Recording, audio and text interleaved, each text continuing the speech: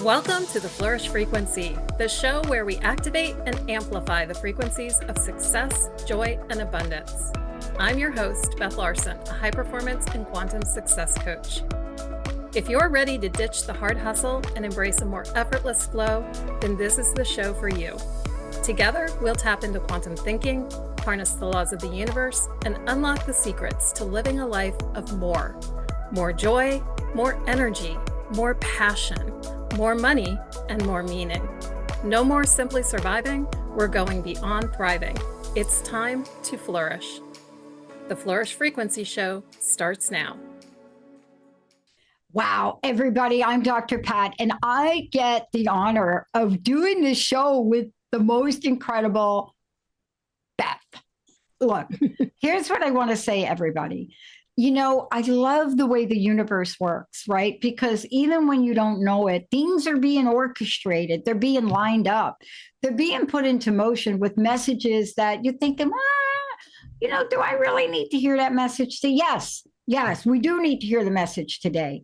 And, this is a show for women who want to elevate their lives, who want to ignite their passions, embrace abundance. And what I love about this is, what Beth does is she works with high performance. She works with quantum success. That's what she is, what she does. But the Flourish frequency is about understanding that that is an energy and a vibration. You can plug it to, it doesn't matter where you are. You could be like, I'm at the top of my career. I'm like there, but there's something more you want. And so knowing what that more is what Beth Larsen helps you get to. Today's show is extremely important. And it's so funny because I always prepare for the shows, Beth, right? And I'm always struck by how in prepping for them, there's something that I needed to learn on this day, even before the show. And so let's talk about this. What does it mean when you say how to stop yourself? How to stop? I got to talk about the episode title for a minute. Mm-hmm. That is an interesting question because here we're talking about flourishing. Here we're talking about growing. Here we're talking about expanding, but now we're going to talk about stopping, right? What the paradox is about that, right? We're talking about how to stop stopping. And that's what I like, how to stop stopping, because it's a double negative, and yet that means it's a positive. Yeah. Right? I love that. How to stop? I just want to take the first part of that. How to stop. We are so good at stopping. Mm-hmm. Right? I mean, the word itself. Yeah. It's like, whoa. What is up with that in us? Why is it that is one of the easiest things for us to do? Mm-hmm. And yet the consequences of it there are too many to talk about today. Yeah. And yet we're going to. We're going to talk about as much of it as we can. Yeah. So how to stop stopping yourself. Let's talk about it. Why did that come up for you today in this show? I mean, I know you work with people, and I know that part of what you must realize from the work that you do, the coaching that you do, is that you see this as a pattern or not. Is it a pattern? Yeah. 100% is a pattern. And it's a pattern that we all have, all of us. Myself included, I definitely have had to have some learnings and insights on this for myself. And actually, that's one of the reasons why I'm so passionate about talking about it. Because when I changed my relationship to the whole concept of self-sabotage, that was huge. That changed a lot of things for me personally, to be able to take me from a place of where I was just, out there surviving at one point and thriving at another, but realizing I wanted flourishing. So if I really want that, then I've got to stop stopping. But I was putting all that emphasis on how do I stop stopping? And the irony of it is it was keeping me from putting the emphasis on how do I start flourishing, right? It's like it was sucking me back in. And it is a pattern. It's definitely a pattern. And we all have these patterns. And In fact, when I go to work with somebody, and whether it's in a consultation or in our first session together, this is one of the first things that we talk about is what is your stopping strategy? Wow. What is that strategy that you employ when you start to actually grow and expand and evolve and move forward? What does that look like for you? How does it show up when you pull yourself back? Because we all have it. We all do it. Yeah. Okay, quick story. You know how hard this hit me? It was funny because I was with friends over the weekend and we were just chit-chatting. And when people see me, they don't see me as one of the stopping people, right? Yeah. But that's true and not true. Mm-hmm. I walked away from a sport I loved when I was age 24, literally walked away from it. Wow. Now, why? Clearly, I had another objective. I'm going back to school. But what caused me to stop it? What caused me to completely stop it? Of course, I picked it up later. But what was it in me that had me walk away from something I loved? Did I really believe I couldn't do both? Yeah. What was going on with me? And isn't that what you're going to talk about today? You know, what is the wiring we have to do that?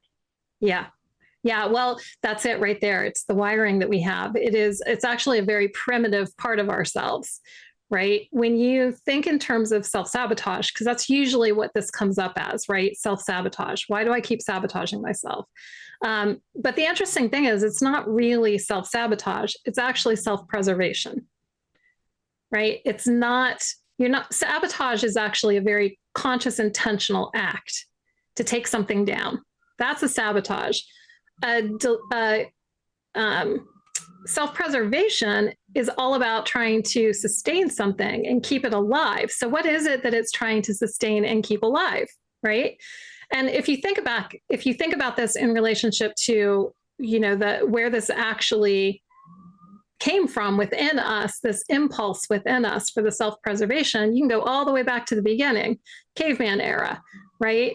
And you think about how cavemen had to survive and they had these instincts within them. If you're being chased by a saber-toothed tiger, you've got options. You can fight that tiger off, right, and take it down. You can flee from it. You can go running away and hope that you're faster than it is. You can freeze and hope that it actually doesn't notice you. It goes away, right? Yeah. Or try and camouflage yourself. Or you can have what's called a fawning behavior, which is, and this analogy would be like, hey, kitty, kitty, try and make friends with it. Try and people please it. So that's how it shows up from a very primitive aspect. Well, in modern day times, clearly we're not being chased by saber-toothed tigers. But we've got all kinds of stress going on out there. And every time you're trying to grow and evolve into a new version of yourself, that's creating a certain amount of stress. Yeah. It's a eustress, it's a good stress, but it's still a stress. Yeah. And so these primitive parts of us pop up, but they pop up very differently. Yeah. Okay. So a fighting behavior might look like, starting disagreements or arguments, or it could be fighting for the reasons why you can't do something instead of fighting for the reasons why you can. Flight would look like avoidance. It would look like ghosting, no showing. It would look like missing appointments, running away from things. Maybe that's what you were doing.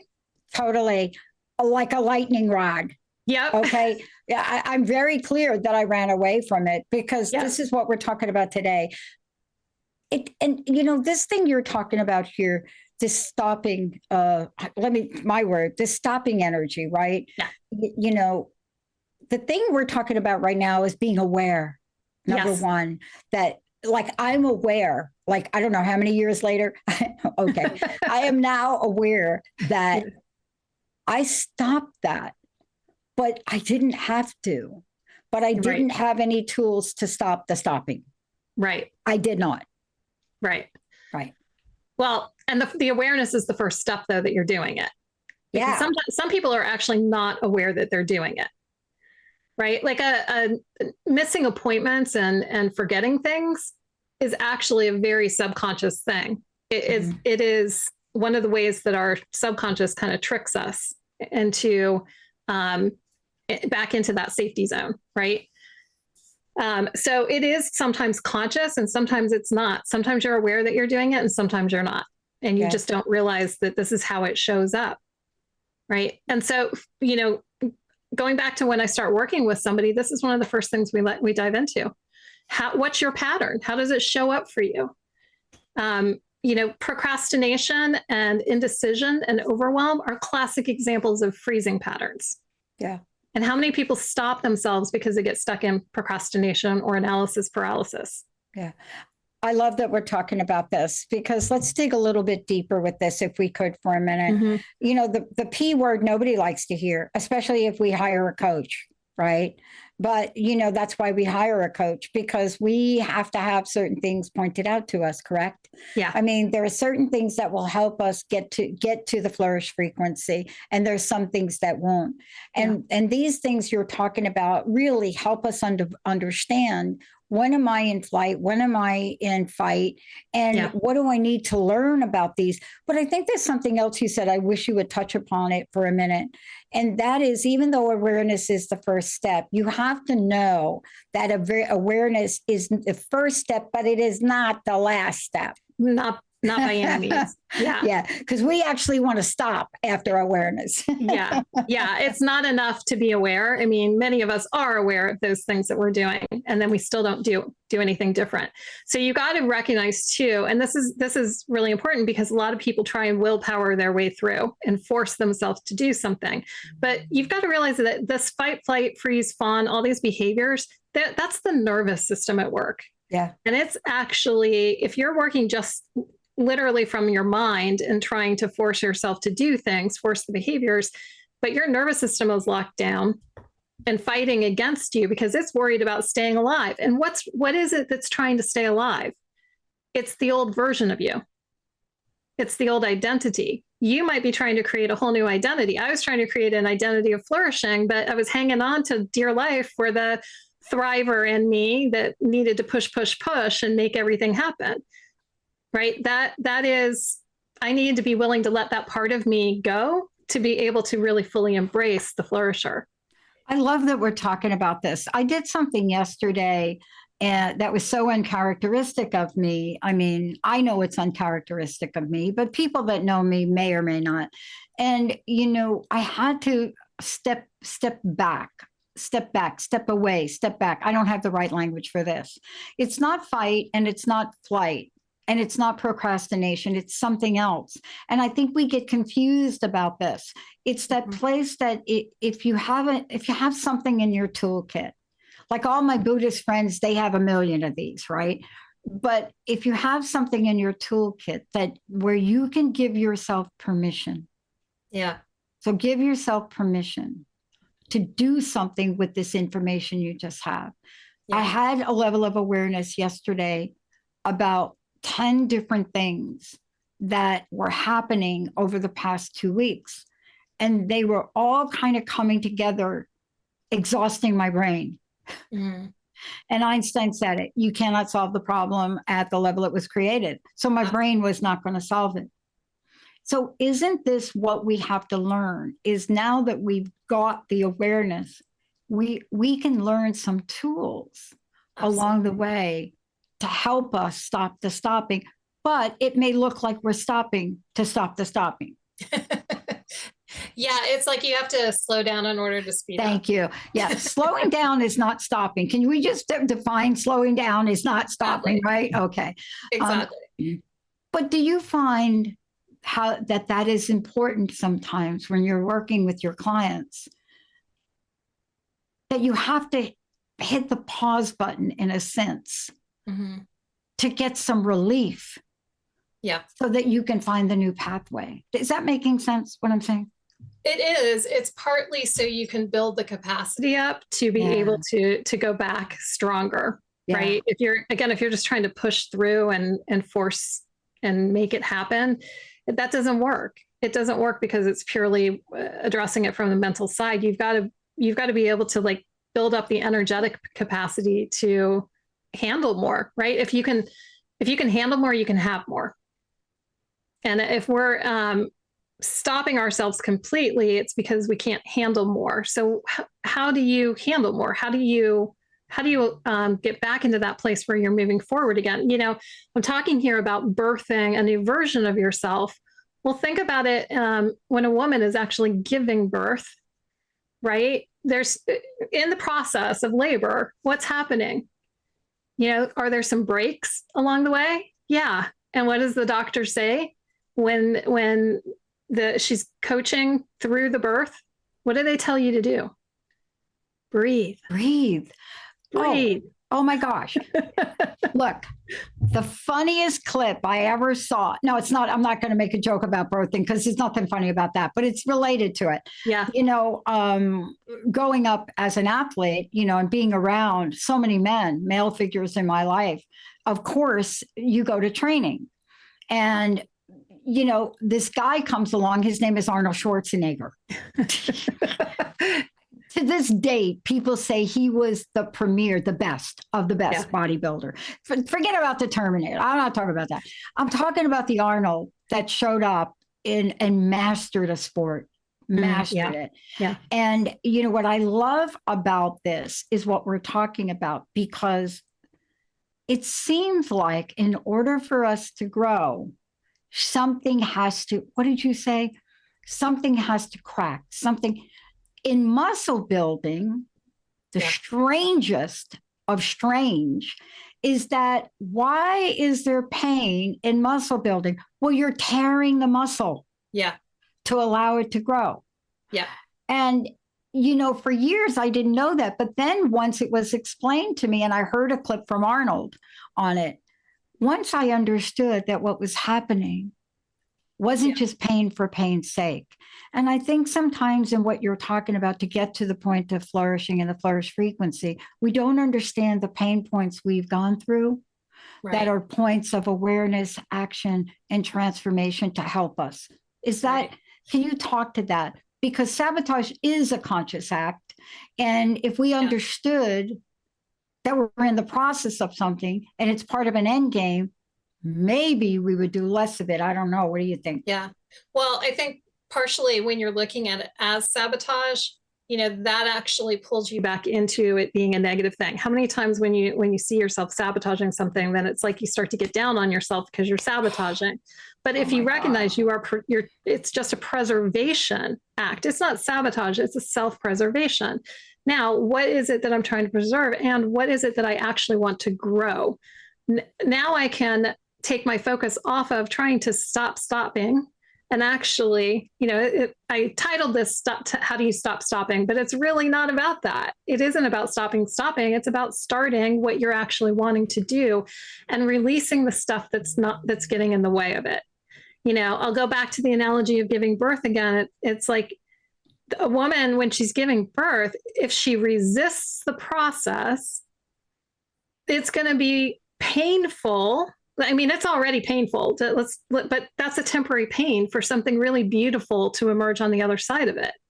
But if you resist the process, it's going to be beyond painful, and it could have disastrous consequences to it. Yeah. If you can, I say push through the pain, but it's like if you're willing to go into that pain, the pain goes away and you're left with something more beautiful, more stronger, more powerful. And you're rewiring something. Yeah. Because I know we're going to talk about that too. I love this. How do we learn these lessons? I mean, you could learn it the easy way or you could learn it the hard way. My mom used to say that. And, I got the lesson. I love to skydive. Skydiving is like, I don't know what it is about that. No, I'm not an extreme sports crazy person. Remember, I play ping pong. Right. But, when you're learning something like this, they tell you one thing, Beth. Well, they tell you a lot, but they tell you one thing about the landing. Oh. They say every bone in your body, every cell in your brain, everything that you've learned is going to want you to freeze up and tighten up on landing. Yeah. And they drill this in you and they say, no, You have to land as if you're landing on a cloud. Yeah. And, you know, why are they telling you that? Isn't it Yeah. exactly what you're saying here? You Yeah. know, relaxing into landing on the ground after 15,000 feet in the air. But once you do it, Yeah. wow. Isn't that the Exactly. same as what you're talking about? Once we learn this. Yeah. So Yeah. clear. And when you stop resisting from the inside, so resistance from the outside allows you to get stronger, right? So when things externally you're resisting again, you have a chance to get stronger in the process, build your muscles in the process. But if you're resisting from the inside, you're weakening yourself.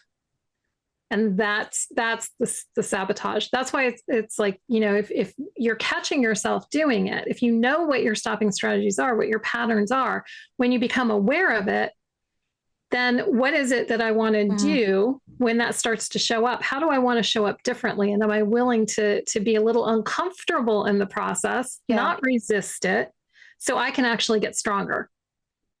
Can you share about the meaning of shifting perspectives on this, please? Yeah. Well, again, for me, the big perspective shift came from self-sabotage to self-preservation. As soon as I had that awareness and that shift, well, then I started realizing everything is always happening for me to help evolve me forward. And that means that my own stopping strategy is not a bad thing. It's a good thing. It means I was onto something. It means I was growing. I was evolving. This is it. On the other side of this is something even more magical. And so that, as I recognize that, it means every time my stopping strategy is showing up, I'm willing to lean into it. I celebrate it. I'm not trying to resist it. I'm not trying to stop it. Bring it on. Bring it on, because this is something good. And I'm not, you know, I'm not here to be the hard, you know, no pain, no gain person. It's not about that, because it's painful to not let yourself evolve, to not let yourself grow. That's way more painful to me than to temporarily be uncomfortable. I want to take a short break because this thing right here, you see, why does a mom, just say it, I don't think women sign up to say, oh, let me just go through the birthing process. No, that's not the end game. That's not the benefit. That's not what's in it. And I want to talk to you about this when we come back, because stopping, if we understood or could keep a frame or a perspective in mind that there's something we're getting to that has such a substantial benefit and reward to it, that we do it, we will go through it, we will not stop. You know, we don't, you know what I'm saying? How do we keep our eye on that target? Because sometimes that could be elusive. Sometimes it could be, it's like a butterfly. It's like 1 minute they're there and 1 minute they're not. Let's take a short break. When we come back, I want to talk about the new strategy, because I just love this. And, you know, there are people in our lives. I know you have people. I know I have people. And I've watched them through their lives. And I've seen, you know, what they've done, how they've overcome things, how they've shifted things. You know, I think about Olivia Newton-John as a perfect example of when she faced one of the greatest challenges of her life. And I'm telling you, I miss her to this day. But when she faced one of the greatest challenges of her life, she produced one of the best CDs she's ever produced, Grace and Gratitude. Yeah. What does it take to do that? You know, what does it take to have an energy that allows us to be prepared? And why is a new strategy the key? Beth, before we go to break, how do people find out about you? How do they work with you? How do they work with you so they could stop and think? Yes. So you can find me at my website, BethLarsenCoaching.com. That's Larsen with an E. And there's a work with me tab on that page that tells you all the different ways that I work with clients. I have a membership. I do one-on-one coaching, and some incredible opportunities in terms of working through the somatic piece of this, helping release these stop strategies. You know, my mama said, I said this earlier today to somebody, my mama used to say to us girls, my mama, she's from the South, so I got this little Southern thing that you would never know it. But she used to say to us, she used to say, girls, you know that ledge we always like to get to. We used to walk with her.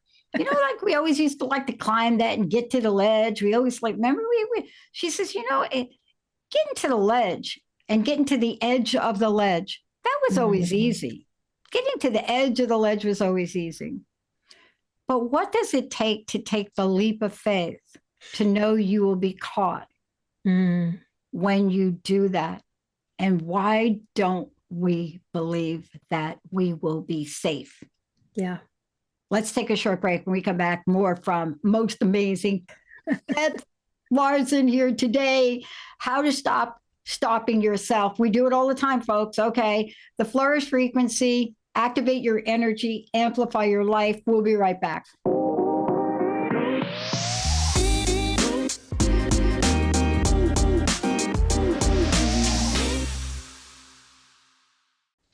Hey, everybody, welcome back. Okay, this is a great show. You're right.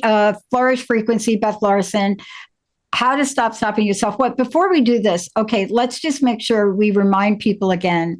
Yes, of course, this is something you talk about, but no, you're coaching people, women especially, all over, get to that place, that Flourish frequency place. So what do you do in the meantime? You create things that are part of your coaching platform, but you also create other things. What do you have upcoming that people can tap into? What are you creating here?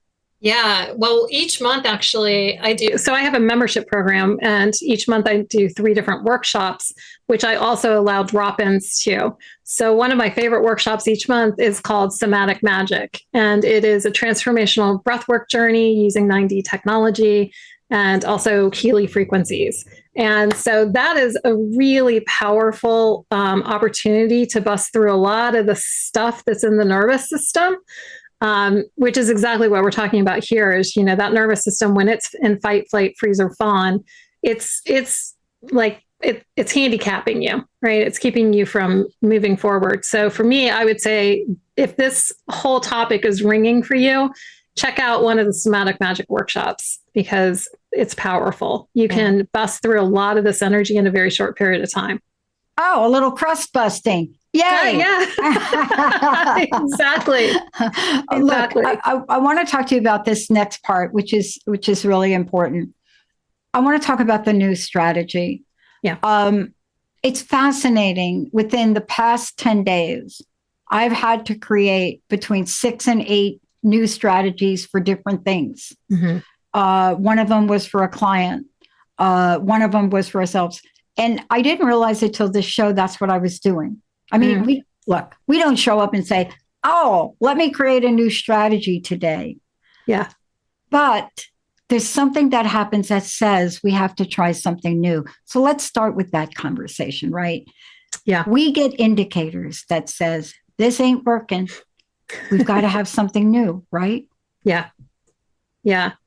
Yeah. And, we've if you've been sabotaging for a long time, if you've had these patterns in place for a long time, just saying I'm going to do something different, it's just not enough, because if you do it, you would have changed the behavior already, just automatically. And so this is why I'm really passionate about looking at the somatic side of things, looking at the nervous system as well, because you can't just say I'm going to do something different if that nervous system is not being addressed. If you're not busting through this energy that is wanting to hold you back and pull you back into it for the safety, because it doesn't feel safe, right? So for me, that's one of the first things to do before you look at what's the strategy I'm going to play, like what am I going to do next? The first thing is, how am I going to release this thing that's in the way so that I can actually then take the step forward and do it in a much more powerful way. So, for me, breath work is a very natural thing to do, whether it is a simple breathing exercise in the moment or a longer transformational breathwork journey. They serve different purposes, but just in the moment when you're catching yourself in one of your stopping strategies, the first thing to do is take that pause, to take that step back and just take some moments and breathe. box breath, a 4-4-4-4 breath is the simplest thing in the world. And your breath is always with you. So it's not something that you need to go to extreme lengths to have some kind of tool that you need to go get. The tool is right there always. You were built in with this tool. So the first thing that happens when we're under stress is we stop breathing, right? Or we start to breathe shallow. The first thing you can do to start to rewire is to breathe deeper and to breathe sustainably. That 4-4-4-4 breath. Breathe in for a count of 4, hold for a count of 4, breathe out for 4, hold for 4. So simple. But in that just a couple of minutes time, you can lower that nervous system response. You can start to shift the chemistry in the body. You can start to lower the cortisol. You can start to lower the adrenaline that wants to fight and flight. And you can start to relax and start to release some of the chemistry that actually is going to support you. And then you can take your step forward, whatever that is, that different strategy. Yeah. There are coaches that coach athletes, right? Jim Fannin is one of them. And, he talks about this. And, for you and I to practice what you just said, pretty much everybody listening here can really wrap our mind around it and try it. But athletes are, they have their own little persona and ways. And, when I first heard him say that you should keep your breathing rate between 6 and 10 breaths per minute, what? And slow down. And,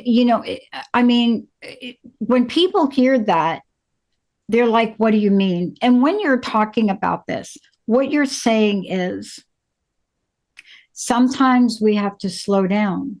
To speed up. Yeah. I 100%. Paraphrased what you said, but did I get that right? Yeah, that's one of my favorite sayings, actually. Slow down to speed up. You've got to take just that one moment, and especially high achievers, maybe in that mindset of, I don't have time for that. I don't have time for that. You don't not have time for that. If you really want to move forward, take the 1 minute to slow down, to slow your body down, to slow the nervous system down, and you will move forward so much faster. You will collapse time in the process. And things will happen faster. Yeah. Let's talk about collapsing time, because this is the message for the world we live in now. I love that phrase, collapsing time. Yeah. That is so cool. Let's talk about what collapsing time is, because when we do that, we're not just talking about a construct or a concept. We're talking about the physiological, the mental, the emotional, the spiritual nature, the whole sense of us. Yeah. Collapsing time. Because time, by the way, is a man-made thing. Exactly. Exactly. Yep. Yeah. I'll give you an example of this because, and I often share this example with my clients. I remember it was just about a year ago. I had actually gone back to New York for a week. And I was there for somebody's wedding. But while I was there, I'm like, oh my gosh, I'm going to see all my friends. While I'm there, I'm going to go to dinner every night with everyone I know. And I have 2 clients up there too. I'm going to book so I get to New York and I have booked myself beyond my capacity on my calendar. And then all of a sudden, and by the way, on top of it, I hadn't actually brought a dress to wear to the wedding. I'm going to be in New York. I'll just get a new dress while I'm there. Oh my gosh. So, and then I get there and it's raining and it's gross. And the last thing you want to do is walk around New York City looking for a dress. So anyways, I get there and I am all of a sudden the stress starts to just creep and creep and creep. And I realize this is one of my stopping strategies is this is a fawning strategy, actually. It's people pleasing. I want to meet everybody while I'm there. I don't want to say no to anyone and I will overbook myself. So that's a stopping strategy for me, actually. So I had to recognize what was going on and I had to consciously take some time to do some deep breathing because all of a sudden, the stress of not having a dress was really coming in. Every day that went past and it was, 2 days to the wedding. And so I just took some time. It was I think Wednesday morning and the wedding was on Saturday. And I took some time and I started that morning to just do some deep breathing. and really take the time to center, release. I use a release technique a lot, which if you're familiar with that, it's powerful, powerful tool for the toolbox is release technique. And I was releasing on the need for control because I had no control over any of it, right at this point, or I was trying to control everything. And it took just 5 minutes of me starting to calm down and starting to feel better and release that energy that was all stuck in, I mean, my body was literally like this. Yeah. And then all of a sudden, as I did that, I started looking, I pulled open my calendar and some ideas started popping up into my head. Let me reach out to this person and see if they can move. Let me reach over here. Then all of a sudden, emails started to come in saying, hey, would you mind if we reschedule for next week? Could we move that? Like the universe was bringing back to me the movement in my calendar. Everything started to shift. Part of it I made happen. Part of it the universe was allowing to happen for me. And in no time, not only was I feeling better, first off, and that was the key. I had to feel better first, but then I was clear enough to be able to start to see opportunities of where I can move stuff, and the universe came into support. And everything worked out beautifully. I found the perfect dress. It was, it was all perfect, and everything happened exactly as it needed to. And I got to see everybody while I was there. Yeah. I love that we're sharing this. And by the way, from somebody, they said, it's called the Extraordinary Attorney Woo season. And so obviously there's a reason why this is such a popular show. But one of the things you just described is related to the main character. You see, what I love about what you just described is that people can come up with their own way, for lack of a better term, to take a pause. That's my language. Right. P-A-U-S-E. P-A-U, I don't know how to spell it, but whatever it is. But what I mean by that is each of us has a method. And I just got a text message. My phone was just going crazy here about it because I mentioned it. So part of what this autistic attorney does is the method that she uses is she visualized dolphins and whales.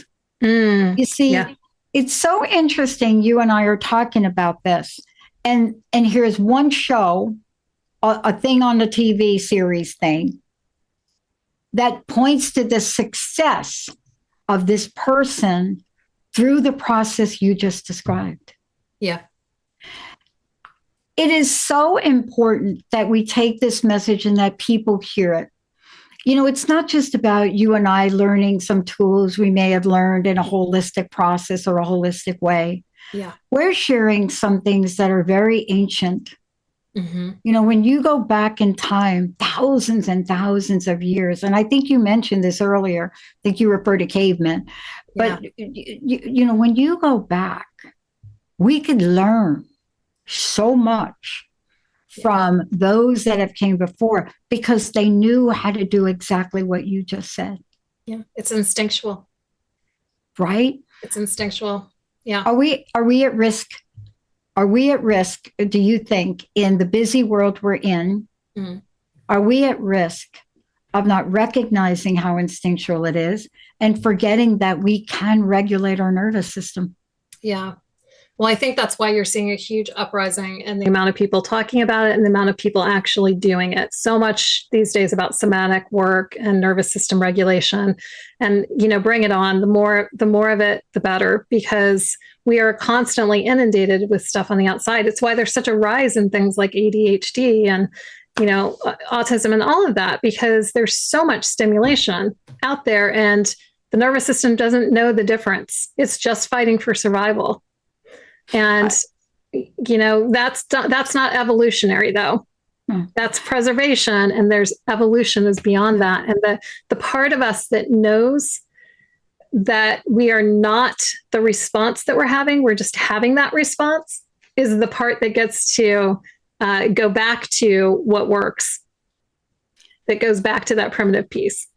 Now, that's a clip we need to pull off, because what you just said is really the great conundrum of our time where we actually think we are the thing. And, that leads me to one last thing I would love for you to talk about. I know we may have touched upon it, but I want to talk about it more. Since I did bring up autism, and I've done a number of, oh my gosh, so many series on autism, and way back when the numbers were very different. But there's one thing that I would love for us to talk about, and it was something I didn't think ever worked. I mean, I was such a, what's the word, cynical around it.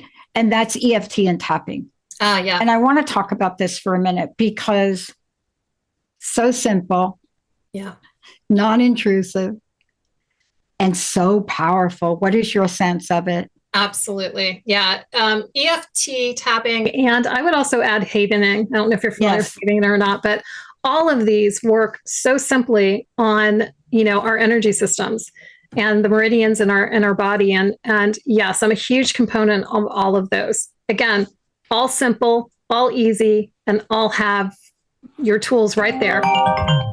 Right there. You're right. I heard it right there. So sorry, the tapping. It's good. I love that. If you're not familiar, for those of you listening, it's the tapping around the meridians on the body. It shifts something in the body that actually unblocks this energy, and it gets us out of our heads. That's the other piece of it, is you have to connect into your body. So many of us, when stress starts to rise, we leave our bodies. We want to numb out. We want to actually leave and not deal with it. That's a form of flight, right? Fleeing from the issue. So you're like fleeing and getting out of your body. And so you just numb out to it. Any of these tools that bring you back into the body, EFT, breath, havening, release technique in its own way, brings you back into the body. And that's what has to happen. If you want to stop stopping yourself, you've got to bring it to the body. You really do. And then let the mind start to move forward. Well, I mean, we got a sense of this during the pandemic. I mean, without getting into a big conversation, what I do want to say is we watched a market boom. And what was the market boom? The e-commerce alcohol market size has just boomed. When you can take a market and go from 56 billion to almost 66 billion in that short period of time with an annual growth rate of 15.9%, it says something. What does it say? No, it doesn't say we like beer. No, that is not what it's saying. What it's saying is that there's now a new propensity to find comfort in a substance that gives you, albeit the illusion of relief. I love that you brought this up. I used to work in the cosmetics industry. For almost 23 years, I was in personal care and cosmetics. And we always said that lipstick and liquor were the two industries that could survive any downturn because they make you feel better. Now it's temporary. It's false. It's not, this is not what I would go to today to promote feeling better. But that's why those industries do well anytime there's a downturn, because people are trying to make themselves feel better, even if it's a temporary thing. Yeah. I mean, we're human beings. Yeah. And to go back to what you originally said, I want to go back to that point because it's so important. If we could just be aware of when we're entering the fight or flight energy. Yeah. Right?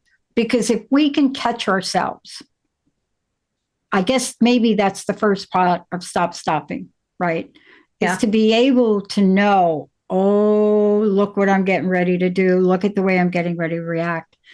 It's so critical because even if you don't know what to do next, you may be able to hit the pause button for a minute, right?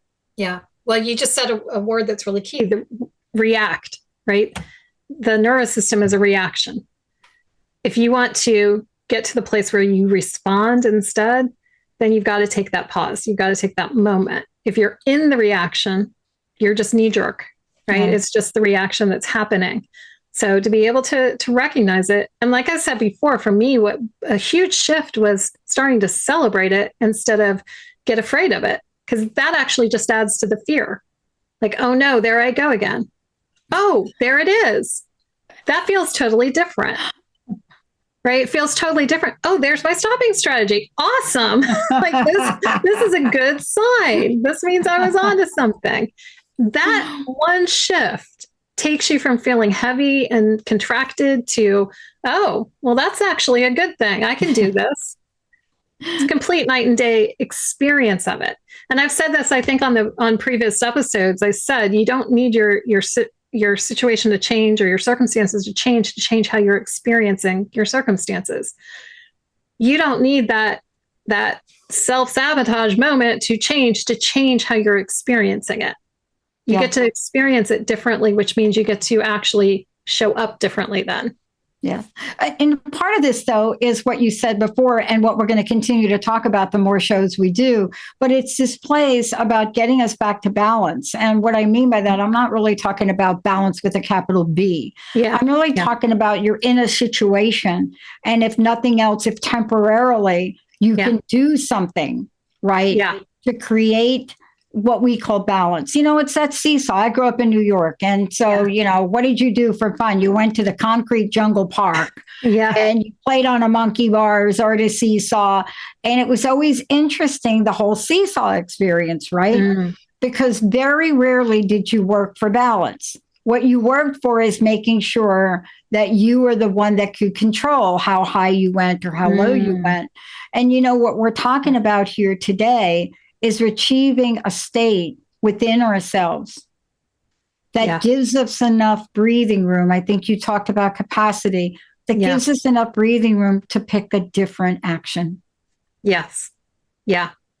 And to allow the different actions to even present themselves. When you are locked down in the reaction mode, you're only seeing what you can see and not seeing all the other possibilities out there that exist that actually could help you move forward. When you start to give yourself that pause and that space to breathe, then all of a sudden you can start seeing what you didn't see before.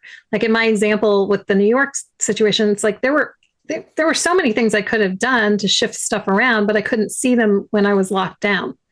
All of a sudden I started seeing them. And all of a sudden then they started to appear where they didn't appear before. It's like, oh, okay. And time collapsed just like that. All of a sudden I expanded time where I needed it. And I collapsed it where I could also collapse it. So, and you got a dress. Yeah, and I got a dress. I'll tell you, everything worked out exactly the way I needed to do. And then I ended up actually with enough time to even get a massage. It was even better. Well, I mean, these are what we call unexpected goodies that do happen from this.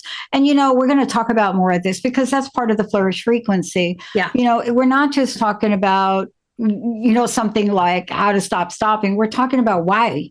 Yeah. Why that's important. Because what you just described, it allowed for more opportunities, more situations, and a new way of being. And that's really what you're doing here. And I know that's the work you do. Yeah. It's to get us on a pathway when we have more opportunities, more choices, more ways to decide, and then the tools to get us off the edge of the ledge to take some action. That's part of it today. But boy, this is a journey to stop the stopping. Yeah. Well, again, I'm going to say this. It's like for me, this is my experience in my shift and what I always bring up for people. I stopped trying to stop stopping and I started embracing the fact that it's not the obstacle to me. It's the path forward. Yeah. Yeah. So if I stop looking at my stopping strategy as an obstacle, as something that I'm wrong for, and instead embrace it and make it a good thing, I easily can move forward with it. Yeah. Because it's always going to be there. That part of us is always there. And as you evolve, there's going to be a part of you that it wants to hang on to. Yeah. You're just redirecting the part that you want it to hang on to, but then it's going to keep happening, right? So as soon as we stop trying to make that a bad thing, then we can actually embrace it being a good thing. I want to go back to something you started and ask you for your personal message. I want to go back. You know the analogy you used of women giving birth? Yes. So most of us talk about the birthing process, but I don't want us to forget. Look at the images of women once they've given birth and they're holding that baby. Yes. Come on. Yeah. Right.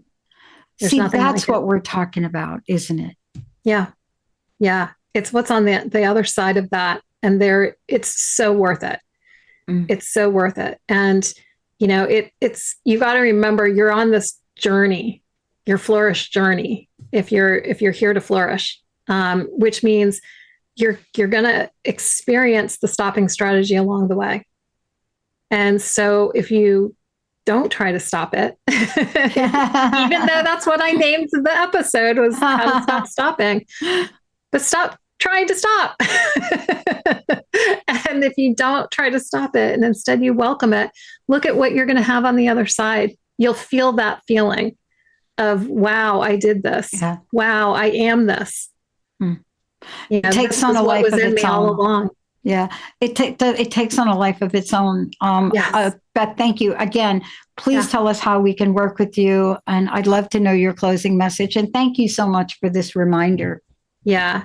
Well, my closing message really is that what I just said. You're not here, or I shouldn't say that. You're here for the journey, and if that journey is what's really the impulse that wants to pull you forward, then let yourself pull forward. Stop trying to stop. Stop trying to. And instead, let go of the need to stop so that you can actually embrace the start, so you can move forward. And I do have several tools. We've mentioned several tools here today, easy ones that you can look up more about. But one thing that I do recommend, if you are in that place where you've locked down into stopping yourself, is try a transformational breathwork journey. My somatic magic, I do them once a month, and I have one coming up this Sunday. And I have a special code for anyone listening to the Transformation Network, TN20, for a 20% discount. And I'll put that also in the recap. So I love it. Beth, thank you so much. I want to make sure, give out your website one more time. Yes. www.bethlarsencoaching.com, LARSEN.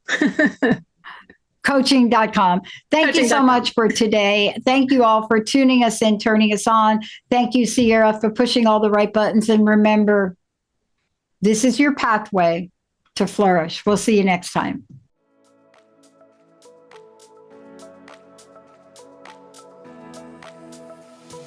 Thank you for tuning in to the Flourish Frequency Show with me, Beth Larsen.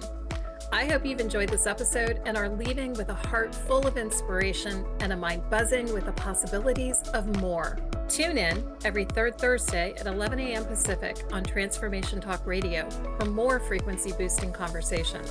And if you want more help getting into your Flourish flow and stepping into the possibilities of more, you can find me at BethLarsenCoaching.com. That's BethLarsenCoaching.com, Larsen with an E.